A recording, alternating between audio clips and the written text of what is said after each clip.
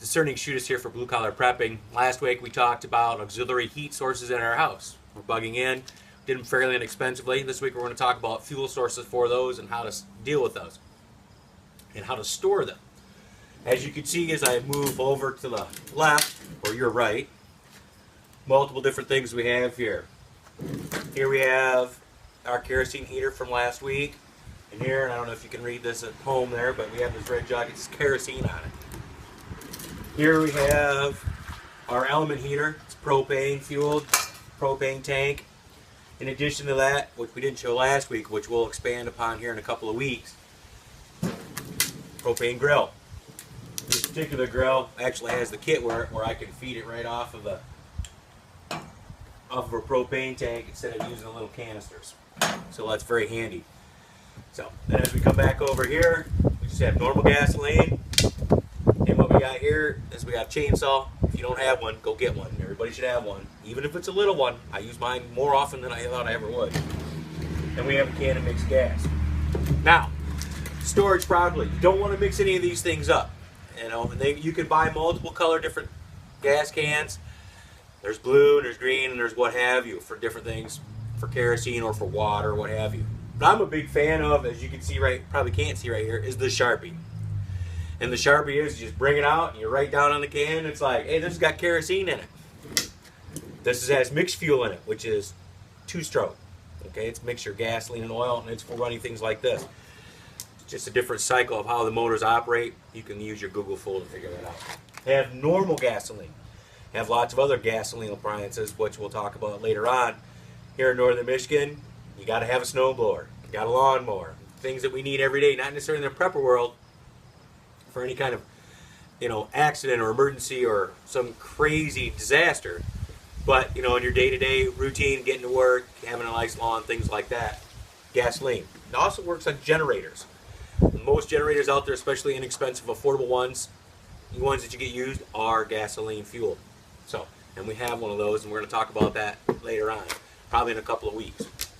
Let me come over here. Kerosene. It's only to be used for the kerosene stove.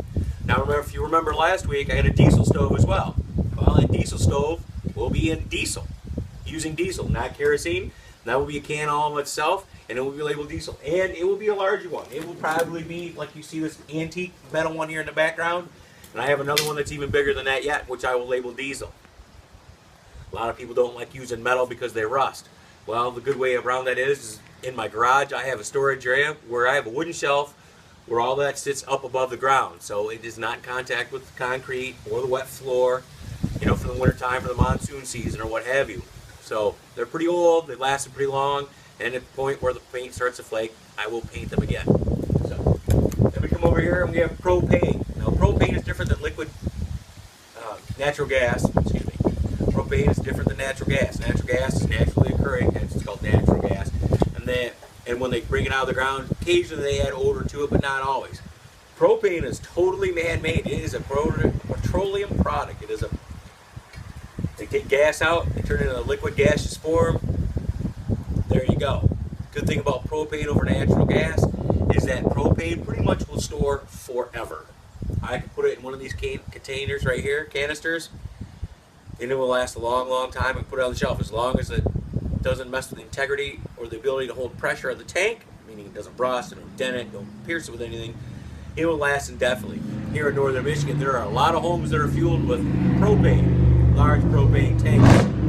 Not that guy that's going by, that's gasoline. So, in addition to that, there are multi uses for this, or sources, excuse me.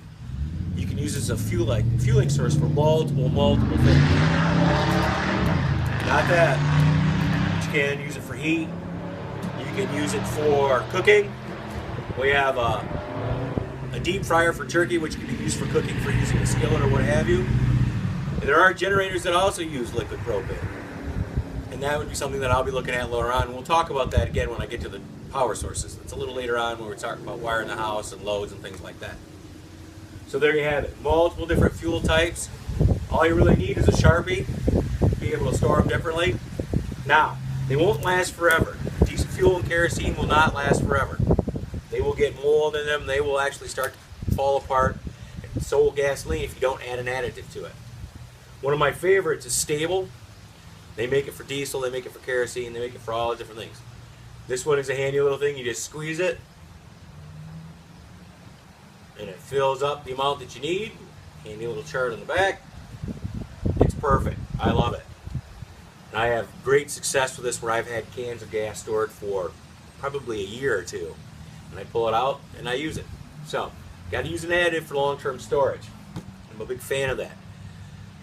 So, there you have it. If you have any questions, please leave some comments below.